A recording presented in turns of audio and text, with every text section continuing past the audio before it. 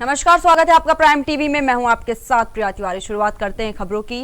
प्रधानमंत्री नरेंद्र मोदी आज चक्रवाती तूफान यास से प्रभावित उड़ीसा और पश्चिम बंगाल के विभिन्न इलाकों का दौरा करेंगे और दोनों ही राज्यों में इससे हुए नुकसान की समीक्षा भी करेंगे। प्रधानमंत्री सबसे पहले उड़ीसा की राजधानी भुवनेश्वर पहुंचेंगे, जहां वह एक समीक्षा बैठक करेंगे और इसके बाद वह उड़ीसा के बालासोर, भदक और पश्चिम बंगाल के पूर्वी मिदनापुर जिलों के प्रभावित इलाकों का हवाई दौरा करेंगे। दिल्ली लौटने से पहले पीएम पश्चिम बंगाल के कलाईकुंडा में एक समीक्षा बैठक करेंगे। आपको बता दें कि चक्रवाती तूफान यास के बुधवार को देश के पूर्वी तटों से टकराने के बाद भारी बारिश हुई। चक्रवात के दौरान 145 किलोमीटर प्रति घंटे की रफ्तार से तूफानी हवाएं चलने से कई मकान क्षतिग्रस्त हो गए, खेतों में पानी भर गया। चक्रवात से जुड़ी घटनाओं में 4 लोगों की मौत हो गई, जबकि इसके कारण उड़ीसा, पश्चिम बंगाल और झारखंड में 21 लाख से अधिक लोगों को सुरक्षित स्थानों पर पहुंचाया गया।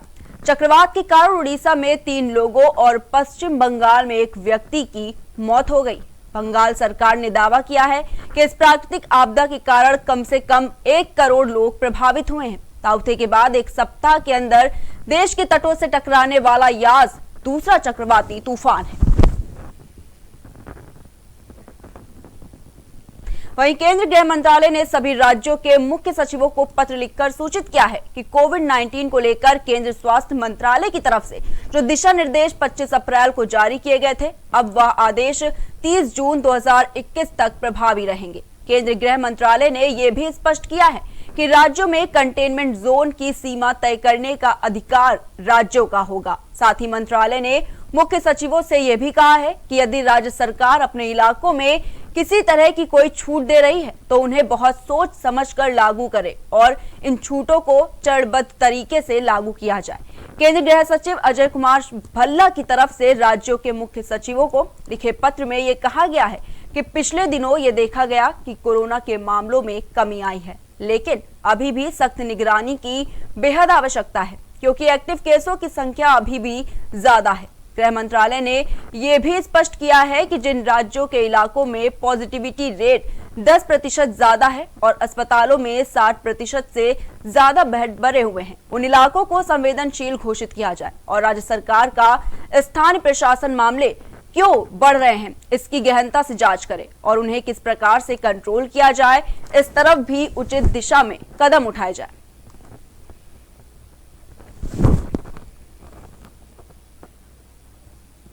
बढ़ते अगली खबर की ओर। कोरोना की तीसरी लहर की आशंका को देखते हुए दिल्ली सरकार ने तैयारियां शुरू कर दी हैं। दिल्ली सरकार की ओर से ऐलान किया गया था कि तीसरी लहर से बच्चों को ज्यादा प्रभावित होने की संभावना है। ऐसे में एक स्पेशल टास्क फोर्स का गठन किया जाएगा। साथ ही यह आंकलन भी किया गया कि दिल्ली में तीसरी लहर के दौरान करीब 40,000 बेड्स की जरूरत पड़ सकती है। इसी सिलसिले में दिल्ली सरकार ने तीसरी लहर के एक्शन प्लान को ध्यान में रखते हुए 2 अलग-अलग समितियों का गठन किया है। पहली कमेटी जिसका गठन किया गया है, इसमें 8 सदस्य होंगे और खास तौर पर बच्चों पर कोरोना के तीसरी लहर के प्रभाव को ध्यान में रखते हुए तैयारियां करेंगे। वहीं इस कमेटी की अध्यक्षता कोरोना मामलों के नोडल अधिकारी IS सत्य गोपाल करेंगे और इसके अलावा कमेटी में स्वास्थ्य विभाग के प्रधान सचिव, शिशु रोग विशेषज्ञ और पल्मोनोलॉजिस्ट और कई बड़े अस्पतालों में मेडिकल डायरेक्टर और मेडिकल सुपरिटेंडेंट बतौर एक्सपर्ट शामिल होंगे। इसके साथ ही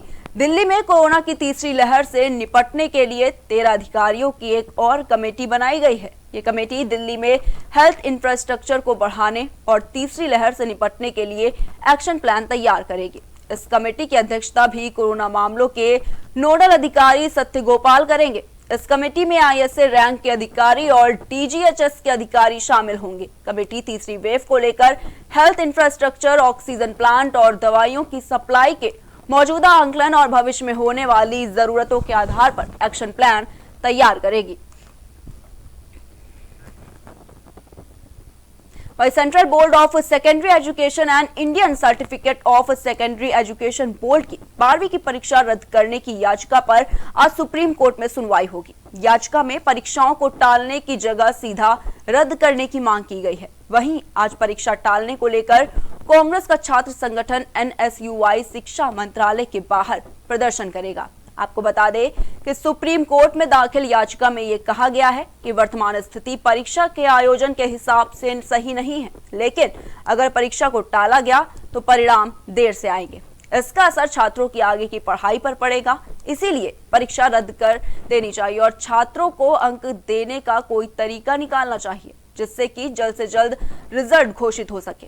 वहीं 300 से ज्यादा छात्रों ने भारत के chief justice of Indian NV Ramana को परीक्षा के फिजिकल संचालन के प्रस्ताव को रद्द करने और पिछले साल की तरह एक वैकल्पिक मूल्यांकन योजना प्रदान करने के लिए एक पत्र लिखा है। हालांकि एमओई के एक वरिष्ठ अधिकारी ने यह बात कही है कि अब तक मिले फीडबैक के आधार पर आम सहमति यह है कि परीक्षा आयोजित की जानी चाहिए और जैसा कि शिक्षा मंत्री ने कहा है कि 1 जून तक 12वीं की परीक्षा को लेकर अंतिम फैसले की घोषणा की जाएगी। वहीं दूसरी तरफ केंद्र सरकार से 12वीं की परीक्षा रद्द करने की मांग को लेकर कांग्रेस का छात्र संगठन एनएसयूआई शिक्षा मंत्रालय के बाहर प्रदर्शन करेगा। कोरोना महामारी की दूसरी लहर के बीच छात्रों के स्वास्थ्य से जुड़ी आशंका के कारण एनएसयूआई 12वीं की परीक्षा रद्द करने की मांग कर रही है। हरियाणा के 84 साल के मोहम्मद सिंह देश में कोरोना के पहले मरीज हैं जिन्हें एंटीबॉडी कॉकटेल ड्रग दी गई है। मोहम्मद सिंह गुरुग्राम के मेदांता अस्पताल में अपना इलाज करवा रहे थे और उन्हें मंगलवार को रोश इंडिया और सिप्ला की एंटीबॉडी कॉकटेल ड्रग दी गई थी। अस्पताल प्रशासन के अनुसार सिंह को बुधवार को हॉस्पिटल से डिस्चार्ज कर दिया गया है। ये मोनोक्लोनल एंटीबॉडी थेरेपी हल्के से माध्यम लक्षणों वाले मरीजों के अस्पताल में भर्ती होने की संभावना को 70% तक कम कर देती है। वहीं अस्पताल के प्रवक्ता के अनुसार एंटीबॉडी कॉकटेल ड्रग देने के बाद उन्हें निगरानी में रखा गया था, जिसके बाद कल उन्हें अस्पताल से डिस्चार्ज कर घर भेज दिया गया है। स्विट्जरलैंड की दवा कंपनी रोश इंडिया और सिप्ला ने सोमवार को भारत में रोश के एंटीबॉडी कॉकटेल को लॉन्च करने की घोषणा की है। आपको बता दें कि ये कोविड मरीजों को गंभीर हालत पर देनी होगी और अस्पताल के बयान के अनुसार कार्साविमाब और इम्डेविमाब इन दोनों एंटीबॉडी से तैयार होने वाले ये कॉकटेल कोरोना के इलाज में बेहद कारगर साबित होगा। ये एंटीबॉडी उच्च जोखिम वाले रोगियों की स्थिति खराब होने से पहले अस्पताल में भर्ती होने और मृत्यु के जोखिम से 70% तक कम में सहायक है। इस ड्रग से मरीज के शरीर में तेजी से एंटीबॉडी बनती है जो शरीर में वायरल को कम करती है और साथ ही इससे शरीर में कोरोना के लक्षण का समय भी कम हो जाता है।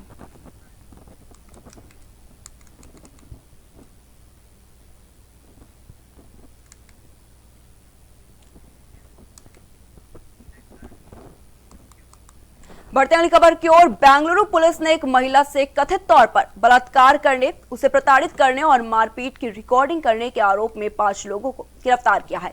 इन 5 आरोपियों में एक महिला भी शामिल है। असम पुलिस ने आरोपी का पता लगाने के लिए सोशल मीडिया पर वायरल वीडियो की तस्वीरें साझा की थी, जिसके कुछ घंटे बाद गिरफ्तारियां की गई और केंद्रीय मंत्री किरण रिजिजू ने सभी राज्यों और केंद्र शासित प्रदेशों को पुलिस को इसमें शामिल होने के लिए कहा था। 5 को असम पुलिस ने सुरागों के आधार पर गिरफ्तार किया है। वहीं बेंगलुरु पुलिस के एक बयान में कहा गया है कि एक वीडियो क्लिप जिसमें एक ग्रुप के लोग महिला का शोषण कर रहे थे और उसे प्रताड़ित कर रहे थे, उसी वीडियो के आधार पर एक महिला सहित 5 अपराधियों का तुरंत पता लगाया गया और उन्हें गिरफ्तार कर लिया गया है। वीडियो क्लिप के कंटेंट और गिरफ्तार व्यक्तियों की प्रारंभिक पूछताछ के दौरान सामने आए तथ्यों के आधार पर राममूर्ति नगर पुलिस स्टेशन में आरोपियों के खिलाफ बलात्कार, हमले और कानून के अन्य प्रासंगिक प्रावधानों के तहत मामला दर्ज किया गया है। पुलिस का यह मानना है कि अब तक सामने आई जानकारी के मुताबिक वे सभी एक ही ग्रुप का हिस्सा है और माना जा रहा है कि वे बांग्लादेश से हैं। पैसों में हुए कुछ विवाद के कारण अपराधियों ने पीड़िता को क्रूरता से पीटा और इस बांग्लादेशी महिला को मानव तस्करी के लिए भारत लाया गया है। आपको बता दें कि वरिष्ठ अधिकारियों की निगरानी में पूरी गंभीरता से इस पूरे मामले की जांच की जा रही है। वहीं कोरोना संक्रमण की वजह से स्कूल कॉलेजों में ऑनलाइन पढ़ाई हो रही है। इसी तर्ज पर अब उत्तर प्रदेश के मदरसों में भी ऑनलाइन पढ़ाई कराई जाएगी। कोरोना के चलते यूपी मदरसा शिक्षा परिषद ने मदरसों में ऑनलाइन पढ़ाई कराने की मंजूरी मांगी थी, जिसे सरकार ने मंजूर कर लिया है। और इसके बाद अब बड़े छात्रों की ऑनलाइन पढ़ाई शुरू कर दी जाएगी। और यूपी सरकार के अल्पसंख्यक कल्याण मंत्री नंदगोपाल गुप्ता नंदी ने बाकी दूसरे शिक्षा बोर्ड की तरह ही मदरसा शिक्षा परिषद के अधीन चल रहे मदरसों में ऑनलाइन पढ़ाई कराने की मंजूरी दे दी है। और इसके बाद मदरसों में कामिल फाजिल की पढ़ाई कर रहे छात्रों की ऑनलाइन क्लासेस शुरू कर दी जाएंगी। कोरोना संक्रमण को रोकने के लिए लगाए गए लॉकडाउन की वजह से सभी मदरसे बंद हैं। इस कारण बच्चों की पढ़ाई प्रभावित हो रही है और इसीलिए यूपी मदरसा शिक्षा परिषद ने सरकार से ऑनलाइन पढ़ाई कराने की मंजूरी मांगी थी। अब ऑनलाइन पढ़ाई की मंजूरी मिलने के बाद मदरसों में कोर्स पूरा हो सकेगा। कोविड के लिए वैक्सीन प्रबंधन और राष्ट्रीय विशेषज्ञ समूह के अध्यक्ष डॉक्टर विनोद कुमार पॉल ने देश में धीमे टीकाकरण को लेकर बड़ा बयान दिया है। Doctor VK. पॉल ने कहा है कि देश को एक दिन में 1 करोड़ डोज लगाने की जरूरत है। इसके लिए हफ्तों भर उचित तैयारी करनी होगी। उन्होंने कहा कि देश वैक्सीन के उत्पादन में तेजी ला रहा है। साथ ही उन्होंने ये भी कहा है कि हमने एक दिन में 43 लाख डोज संभव किए हैं। हमें इसे अगले 3 हफ्तों में 73 लाख तक लाना चाहिए और इस लक्ष्य को पाने के लिए हमें एक प्रणाली बनानी चाहिए। साथ ही उन्होंने ये भी बताया कि केंद्र राज्यों के लिए घरेलू स्तर पर उत्पादित 50% टीकों को 45+ समूह के लिए मुफ्त में खरीदेगा। पॉल ने बताया कि केंद्र सरकार 2020 के मध्य से सभी प्रमुख अंतर्राष्ट्रीय वैक्सीन प्रोड्यूसर्स के साथ लगातार जुड़ी हुई है और फाइजर, जॉनसन एंड जॉनसन और मॉडर्ना के साथ कई दौर की चर्चा भी हुई है। और इसके साथ ही उन्होंने कहा है कि रूस के स्पुतनिक वी कोविड वैक्सीन का निर्माण जल्द ही भारत में शुरू होगा, क्योंकि देश ने भारतीय कंपनियों के लिए प्रौद्योगिकी हस्तांतरण के काम को पूरा कर लिया है।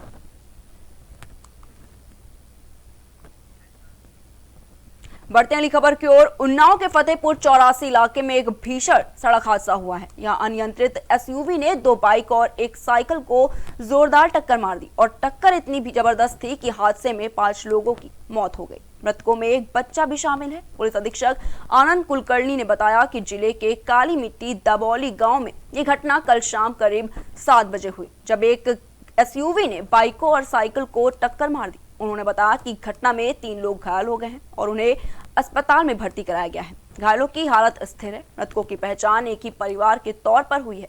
वहीं मुख्यमंत्री योगी आदित्यनाथ ने घटना में मारे जाने वालों के प्रति शोक व्यक्त किया है और इसके साथ ही उन्होंने मुआवजे का भी ऐलान किया है। योगी ने मृतकों के परिवार को 2-2 लाख रुपए और घायलों को 50-50 हजार रुपए सहायता राशि देने की घोषणा की है।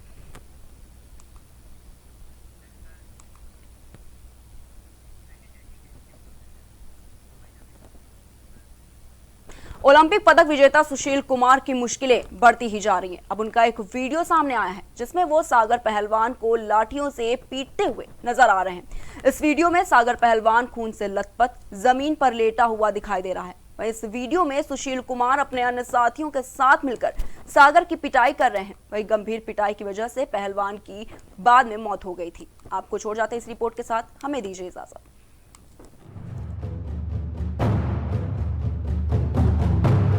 सागर हत्याकांड के आरोपी ओलंपियन रेसलर सुशील कुमार की एक वीडियो में से तस्वीर सामने आई है,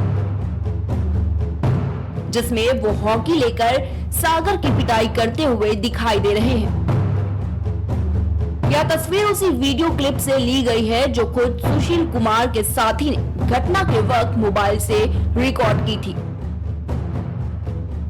दिल्ली पुलिस की क्राइम ब्रांच ने रिमांड के दौरान सुशील कुमार और उनके साथी अजय बकरवाला से लगातार पूछताछ कर रही है। सुशील बार बार यही रट लगा रहे हैं कि उन्होंने इरादतन अपने जूनियर सागर धनकर की जान नहीं ली, बल्कि वो तो सिर्फ उसे और उसके साथियों को डराना चाहते थे। आपको बता दें कि सुशील कुमार को पिछले हफ्ते सागर की हत्या के मामले में गिरफ्तार किया गया था। पुलिस ने हत्या को लेकर बताया था कि सुशील कुमार ने अपना दबदबा बनाने के लिए पिटाई की इस घटना का वीडियो अपने दोस्त से बनवाया था। पुलिस के मुताबिक सुशील कुमार और उसके दोस्तों ने मिलकर 4 मई को दिल्ली के छत्रसाल स्टेडियम में सागर और उसके 2 दोस्तों की पिटाई की थी। जबरदस्त पिटाई के कारण तीनों को अस्पताल में भर्ती करना पड़ा था। पुलिस ने पिछले हफ्ते कोर्ट को बताया था सुशील ने अपने दोस्त से कहकर पिटाई का वीडियो बनवाया। सुशील और उसके सहयोगियों ने पीड़ितों को बुरी तरह से पीटा। सुशील कुश्ती के क्षेत्र में अपना डर स्थापित करना चाहता था। वहीं इस वीडियो को लेकर पुलिस ने बताया कि सुशील कुमार और उसके दोस्तों ने मारपीट का वीडियो पहलवानों के बीच साझा करने और अपना दबदबा साबित करने के लिए बनाया था। सुशील कुमार का नाम जिस दिन से इस हत्याकांड में सामने आया है, तभी से उनके खिलाफ लोगों के बीच गुस्से का माहौल बना हुआ है। Desk report, prime TV.